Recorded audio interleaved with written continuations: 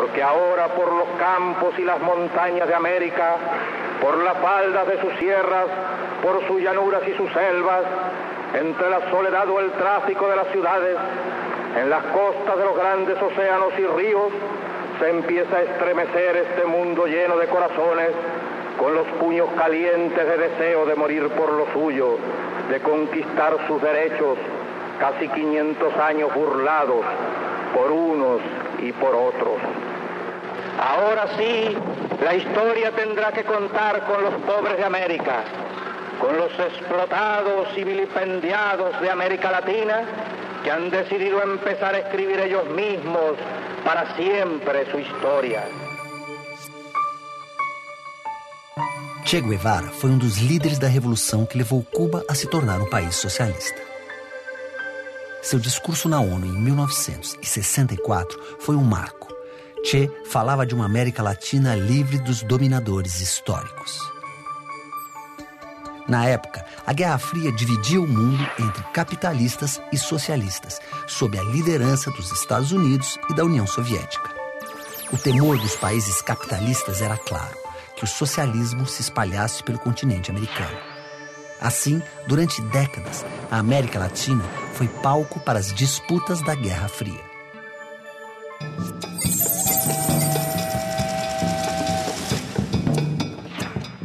Descoberta por Cristóvão Colombo em 1492, Cuba passou boa parte de sua história como colônia espanhola.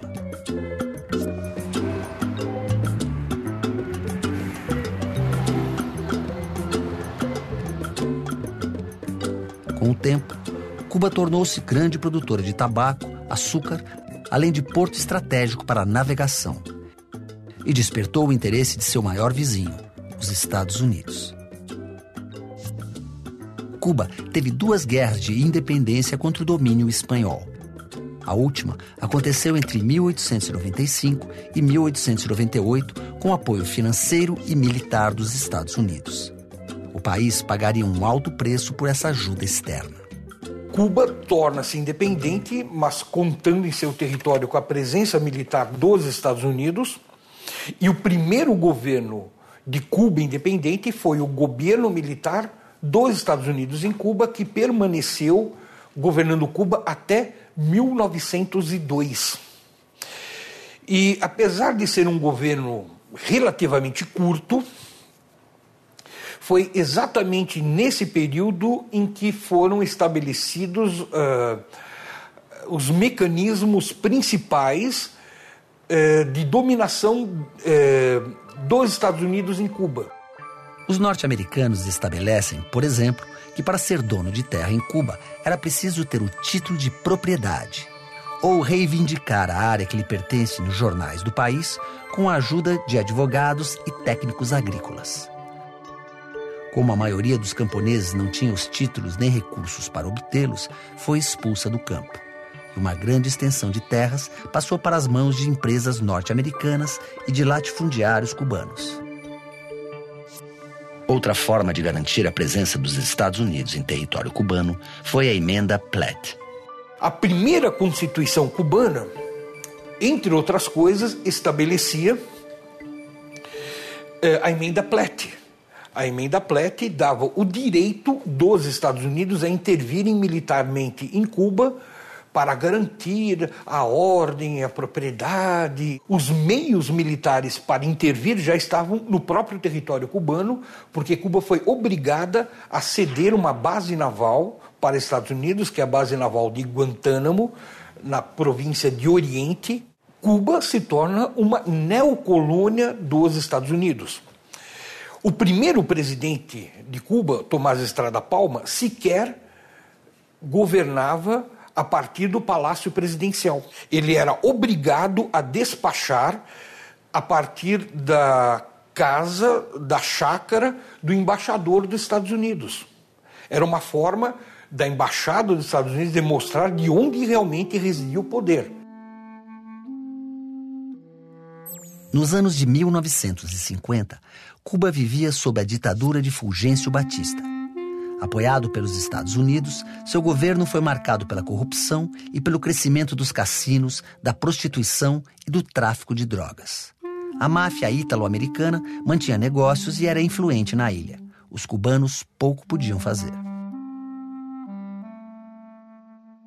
Com a ditadura, impede-se que ocorram as eleições, impede-se que alguma força política que tivesse contradições com os Estados Unidos se aproximasse do poder. No seio da oposição a Batista, surgem vários grupos que se opõem à ditadura.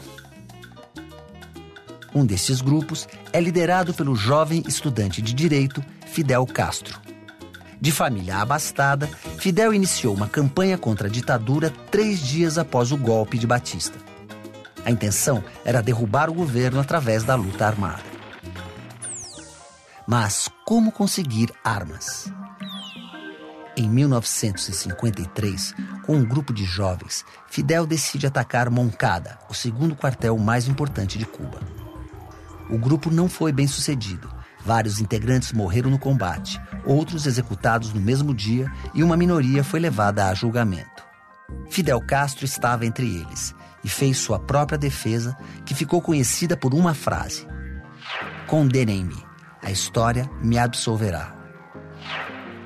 Após 2 anos presos, os líderes da revolução são anistiados. Fidel Castro, Camilo Cienfuegos e Raul Castro são recebidos com entusiasmo pelo povo, mas partem para o México a fim de organizar um movimento e o próximo ataque contra a ditadura. Fidel ele se estabelece no México, se organiza no exterior, busca recursos entre a comunidade, recursos financeiros entre a comunidade de cubanos que moram nos Estados Unidos, principalmente, alugam uma fazenda nas cercanias da cidade do México, passam a ter treinamento militar nessa fazenda próximo à cidade do México.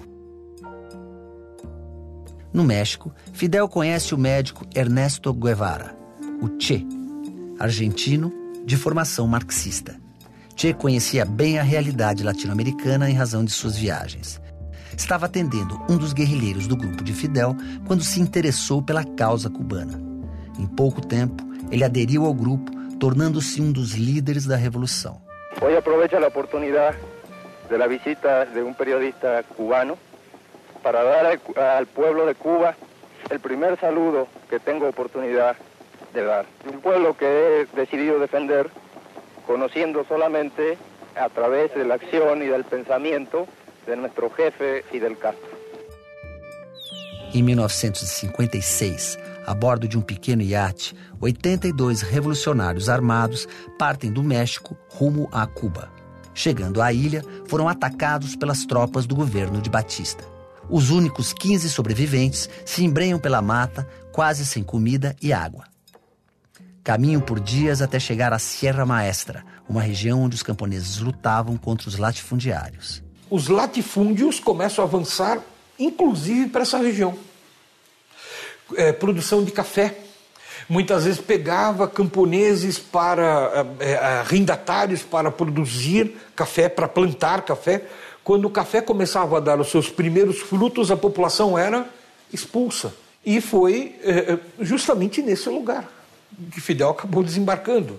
Rapidamente, uma rede de proteção da população camponesa se estende sobre os sobreviventes, que fornece alimento, informação, que protege, né, adota esses revolucionários da cidade que estão perdidos no campo. Graças ao apoio dos camponeses locais, o movimento se reorganizou e passou a receber novos integrantes. Durante quase 3 anos, os revolucionários fizeram ataques para conseguir armas e travaram várias batalhas contra o exército de Batista. O movimento revolucionário se fortaleceu a ponto de vencer uma grande ofensiva.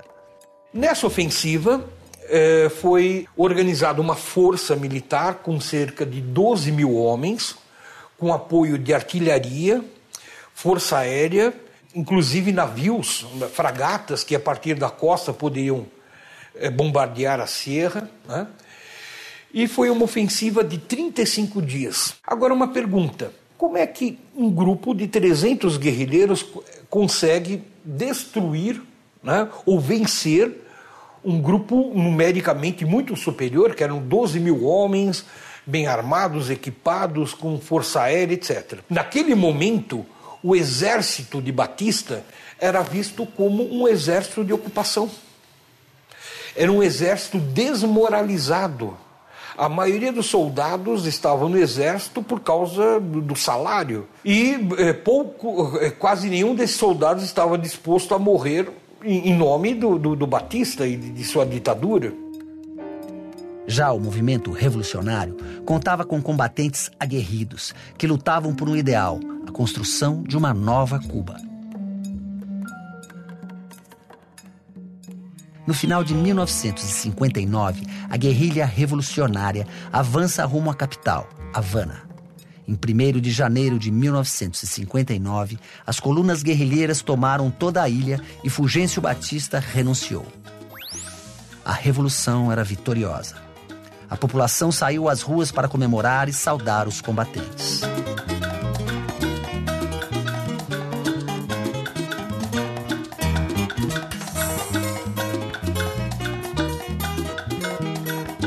Para o governo dos Estados Unidos, as mudanças que estavam acontecendo em Cuba eram motivo de apreensão. Durante a Guerra Fria, quando há uma divisão do mundo entre Estados Unidos e União Soviética, as Américas ficaram sobre a influência, a órbita de influência americana.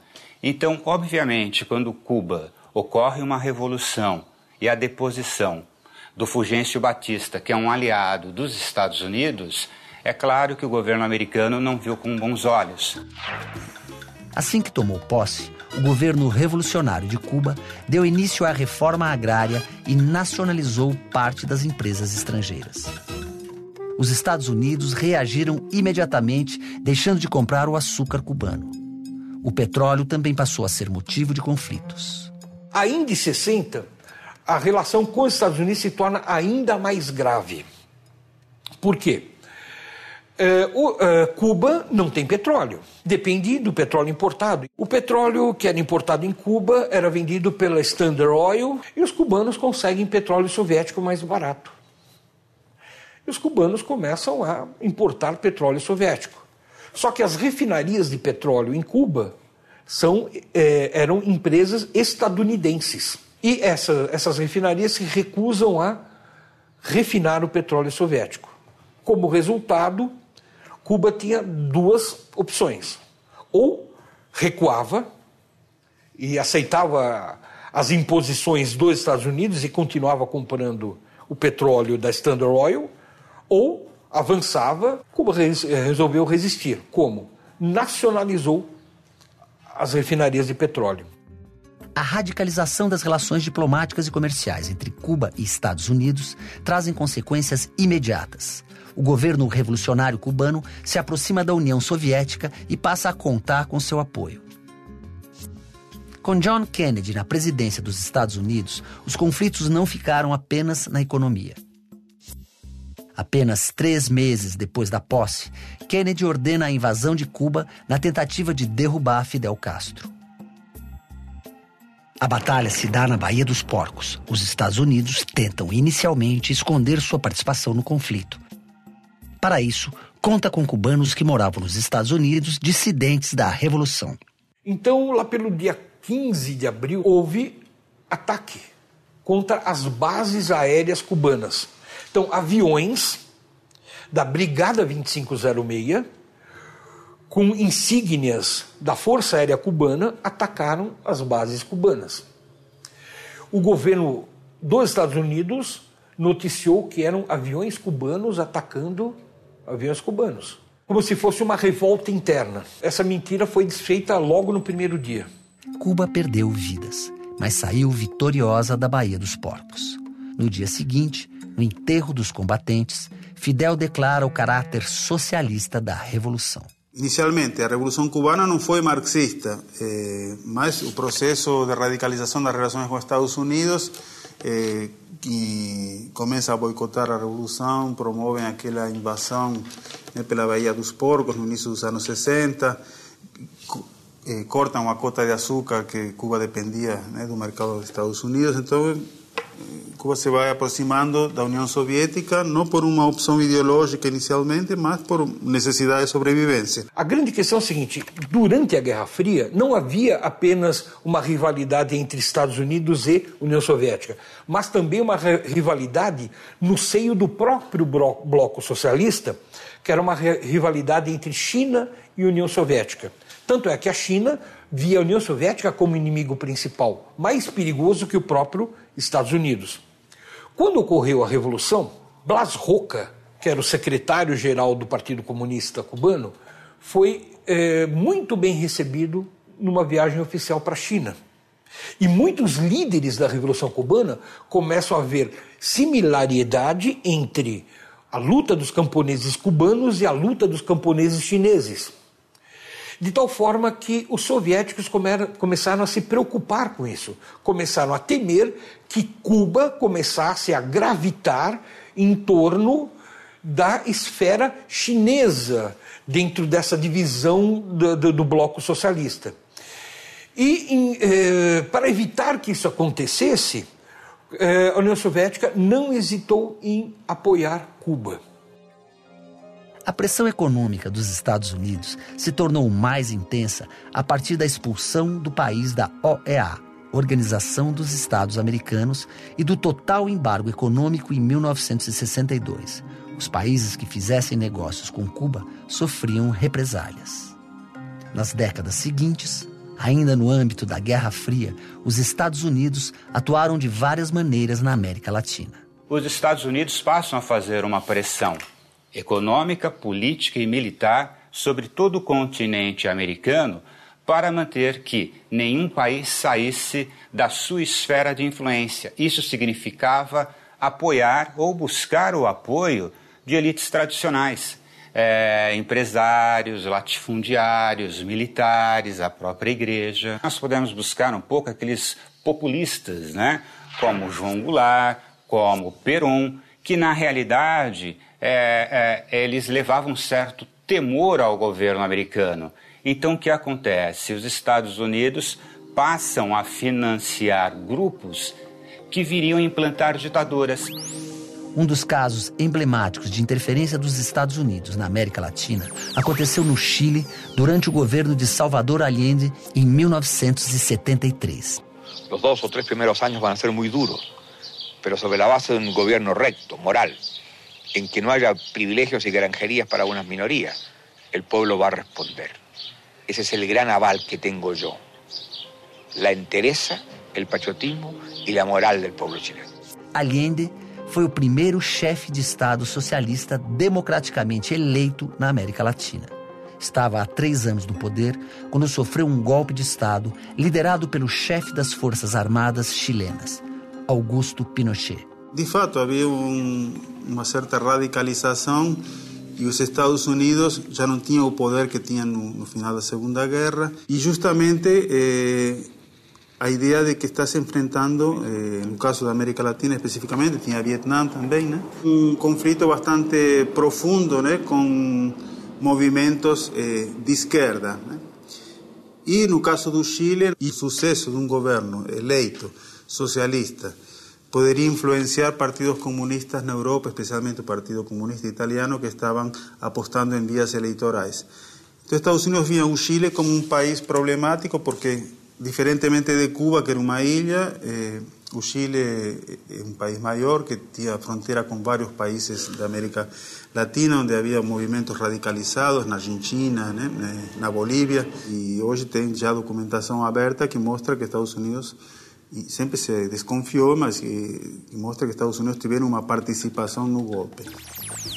Mesmo distante geograficamente, durante as décadas de Guerra Fria, a União Soviética usou territórios latino-americanos para treinar e financiar guerrilheiros.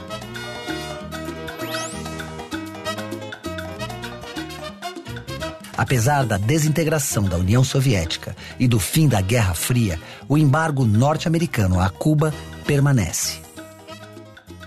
Fidel Castro governou Cuba por 50 anos. Hoje, doente, passou o comando ao irmão, Raúl Castro. O país registra alguns dos melhores índices sociais nas áreas de educação e saúde. mas apresenta grandes problemas nos transportes e na habitação. Sobre a atuação dos Estados Unidos e da União Soviética na América Latina durante a Guerra Fria, muitas perguntas continuam sem respostas.